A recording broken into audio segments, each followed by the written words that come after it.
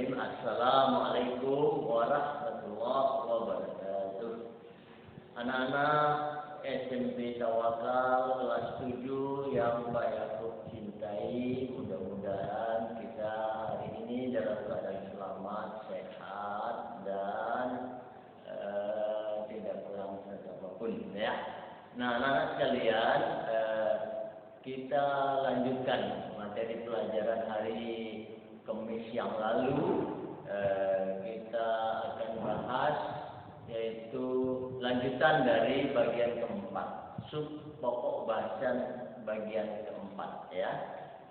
Kita mungkin masih ingat bahwa yang pertama itu adalah sejarah penemuan sel, kemudian yang kedua adalah senyawa penyusunan sel, yang ketiga adalah ukuran-ukuran sel, dan yang keempat itu adalah sel prokariotik dan eukariotik. Tapi nomor 4 ini belum selesai ya. Nah, anak-anak sekalian, apakah yang dimaksud dengan sel prokariotik? Insya Allah kalian masih ingat karena baru 6 hari atau seminggu yang lalu. Sel prokariotik adalah sel yang belum sempurna, di mana inti selnya belum mempunyai membran. Adapun sel eukariotik adalah sel yang sudah sempurna, bahwa inti selnya sudah mempunyai membran. Nah, sekarang kita banyak membahas tentang sel eukariotik ya. Nah, yaitu nanti di dalam sel itu ada yang disebut bagian-bagian sel. Apa saja? Banyak sekali di sini ya. Kita lihat bagian sel. Sebenarnya bagian sel itu kan ada 4 ya. Ya, yang pertama adalah dinding sel, yang kedua adalah membran sel, yang ketiga adalah sitoplasma, kemudian organel-organel sel. Tempat hari Pak Yakub pernah bilang bahwa sitoplasma dan inti itu dibedakan. Jadi nanti kita dalam 4 pembahasan ini, yang dinding sel, membran sel, dan sitoplasma, lalu inti itu nanti termasuk di dalam organel-organel sel. Apa organel itu? Organel adalah organ ya, atau bagian-bagian di dalam sel. Baik anak-anak sekalian, kita mulai dari dinding sel.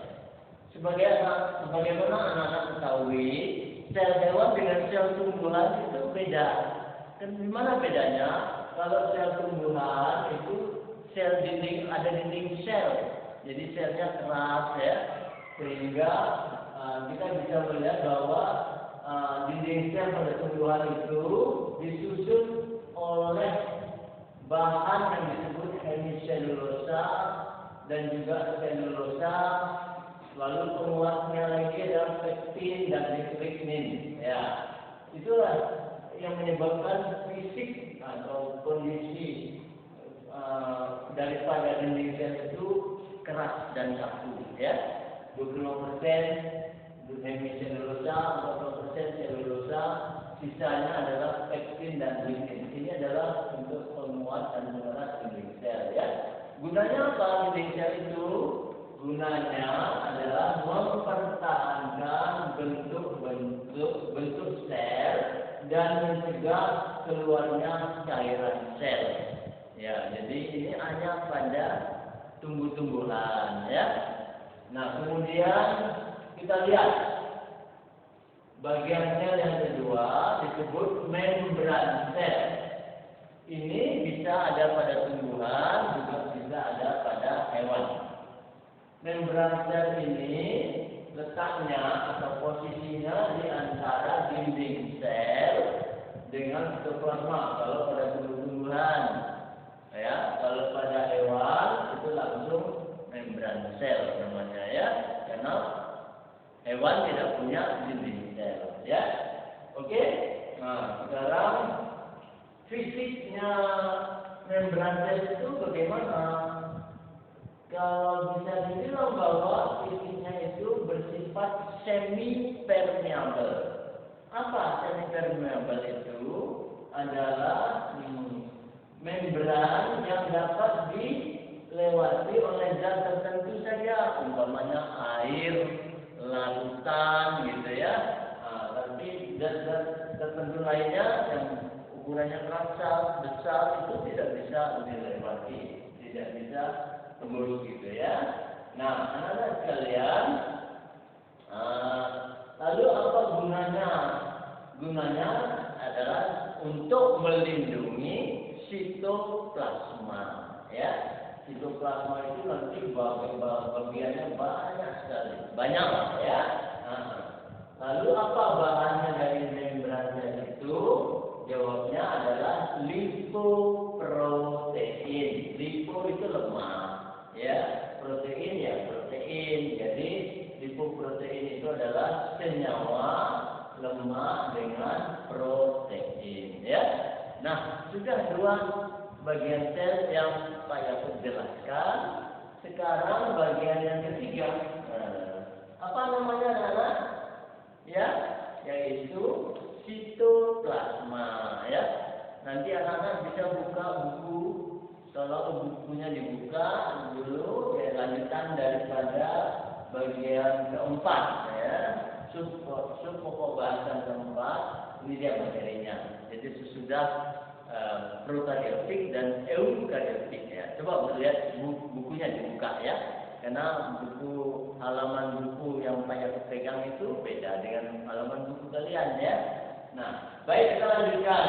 Sekarang yang C, ya, itu yang ketiga, ya. Itu judulnya apa? Sitoplasma, ya. Apa yang dimaksud dengan sitoplasma, Nana?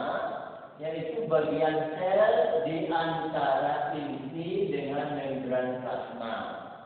Tetapi inti itu nanti termasuk bagian yang kita bahas sebagai organel sel, ya, Nana. Tersusun dari apa? Tersusun dari koloid sitosol. Koloid itu apa? Koloid itu adalah cairan yang lebih pekat, kental, ya. Jadi ini terus mengandung menyusun sitoplasma. Ada cairan yang disebut koloid sitosol. Lalu lainnya apa? Lainnya itulah yang disebut dengan organel-organel sel atau bagian-bagian di dalam sel, ya. Nah, baik. Sekarang kita lanjut pada organel sel. Tadi Pak Yakub sudah katakan yang pertama kita sebut adalah nukleus, ya. Nukleus. Nah, nukleus itu dan dengan kata lain disebut inti sel. Nah, apa saja yang terkandung di dalam nukleus? Pertama adalah nukleoplasma.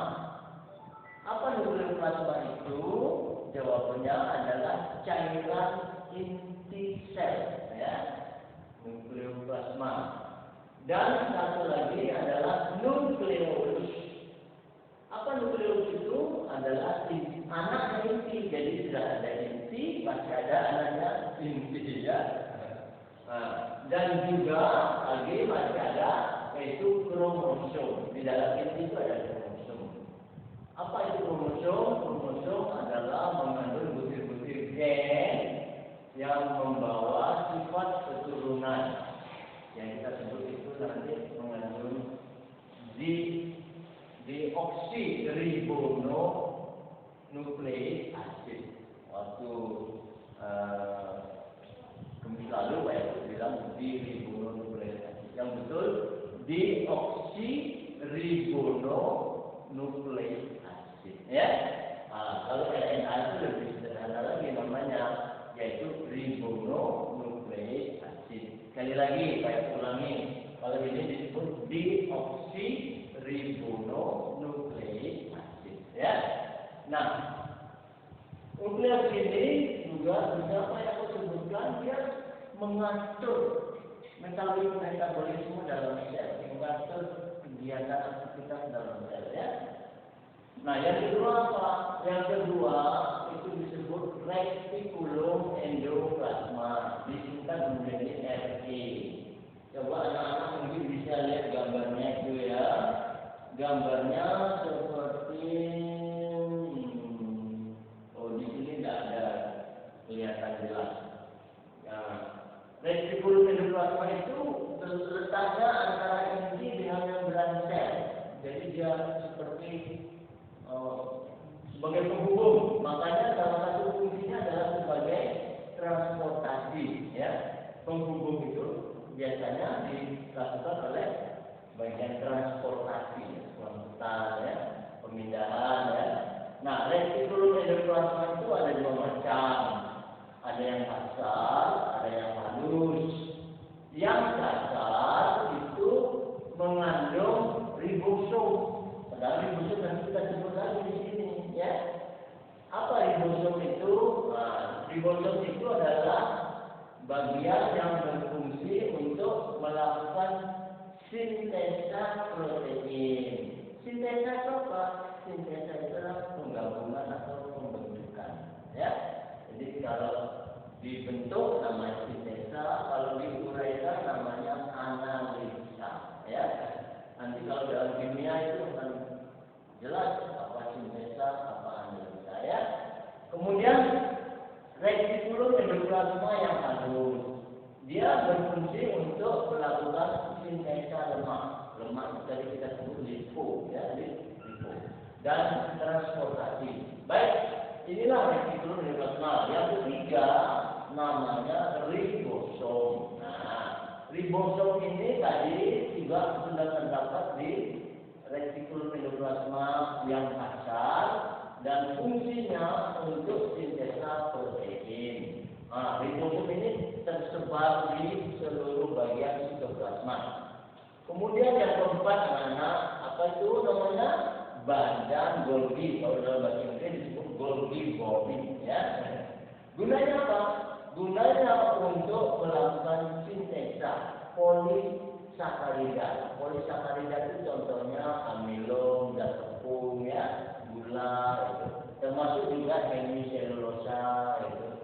Nah, termasuk polisakarida. Lalu gunanya untuk apa? Untuk membungkus kantong sekresi, kantong pengeluaran. Jadi nanti ada yang dikeluarkan dari dalam sel, bisa jadi sebagai hasil yang tidak dibutuhkan lagi, tapi bisa juga sebagai hasil yang dibutuhkan. Sekresi itu adalah termasuk pengeluaran, tapi masih ada di dalam tumbuhan itu, ya, atau di dalam organisme itu. Lalu zat yang akan dikeluarkan itu dibungkus dulu supaya gampang, yang menggunakan polisakarida. Anak-anak kalian bisa lihat di sana badan Golgi. Badan Golgi itu bentuknya seperti ini, anak. Badan Golgi bentuknya seperti ini. Ya. Jadi gini. Jadi gambarnya mirip-mirip ini kan, ya. Ini badan Golgi. Di gambar itu dia berfungsi untuk membentuk sintesa polisakarida. Kita lanjutkan yang kelima. Yang kelima namanya mitokondria. Mitokondria itu bentuknya begini, anak, ya. Mitokondria ini bentuknya begini, ya. Lalu gimana? Lalu di sini ada semacam gini, ya.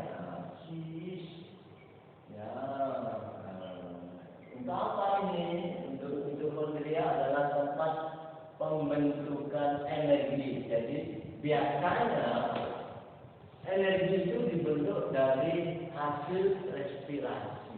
Respirasi itu termasuk analisa, nah, ya. Jadi respirasi atau pernafasan. Lalu pernafasan itu akan menghasilkan energi, ya, energi. Kenapa? Ya, semua organisme itu memerlukan energi untuk gerak. Walaupun gerak statis tapi gerak di tempat, apalagi kalau dia gerak dinamis seperti kita bawa hewan bergerak dan lain sebagainya, itu perlu respirasi, ya. Itu yang melakukan dinamika namanya mitokondria, bentuknya seperti ini, kan? Ya. Nah, kemudian yang keenam vakuola. Jadi Pak Yakub menjelaskan lagi ini. Nanti vakuola itu juga bisa. Nah, vakuola itu bentuknya seperti ini. Jadi kosongan aja gitu ya. Ini vakuola. Hanya ada pada tumbuhan. Gunanya untuk apa? Untuk menyimpan zat seperti air. Jadi kalau semangka itu vakuolanya banyak ya. Karena banyak mengandung air ya.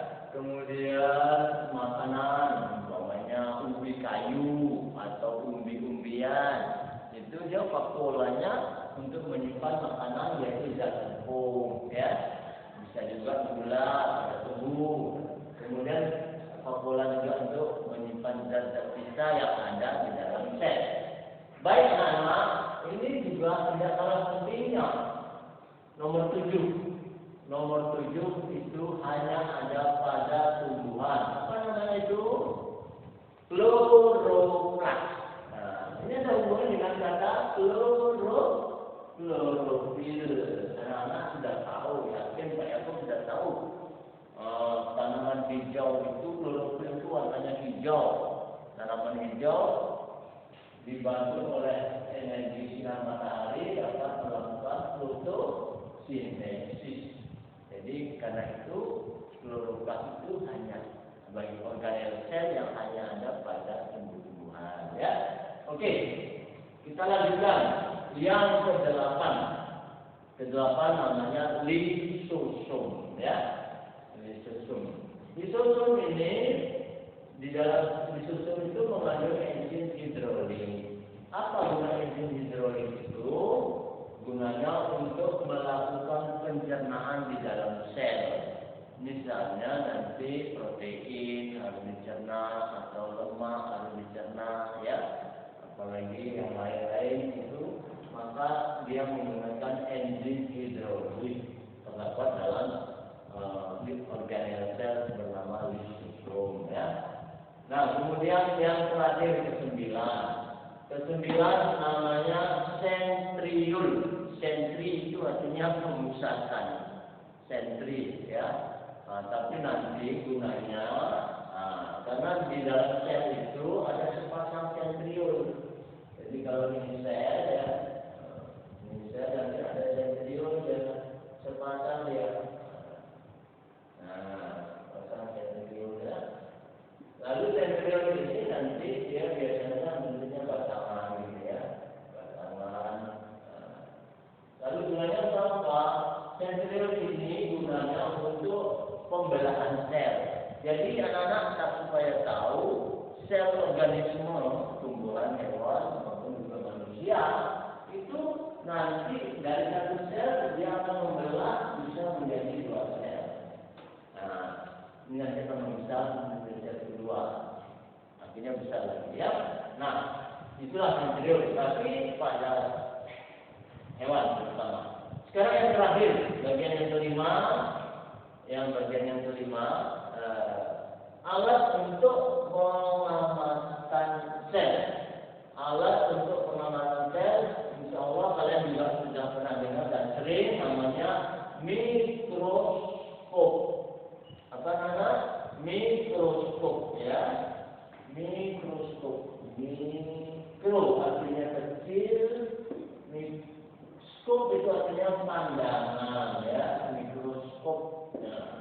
Mikroskop ini artinya mengamati pandangan kecil ya. Lalu apa saja yang kita perlu ketahui di dalam mikroskop? Nah, ini saya tuh bawa satu contoh mikroskop ya. Satu contoh mikroskop. Nah, nanti kalau kita sudah tetap muka, kita bisa menggunakan mikroskop ini ya di laboratorium ya. Nah, kalau saya itu gambar ya tidak terlalu lengkap, tapi sudah mendekati ya.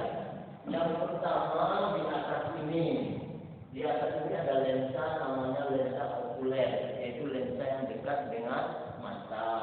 Kemudian di sini dia lensa okuler.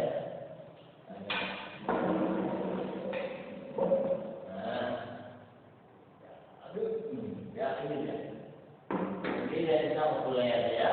Kemudian tabung mikroskop, ini dia tabung mikroskop ya. Nah, kemudian pengatur fokus ini dia. Ini ada dua, ada besar, ada halus. Yang halus kayak itu gambar ya. Kemudian ada berikutnya adalah lensa objektif, jumlahnya 3. 1, 2, 3. Ini lepas 1 ya. Jadi jumlahnya 3. Itu lensa yang dekat dengan benda. Kemudian di dekat itu di bawahnya ada yang disebut preparat. Preparat ini adalah objek yang akan kita amati. Umpamanya sel atau bakteri dan lain sebagainya. Nah, dia harus diletakkan di atas meja preparat.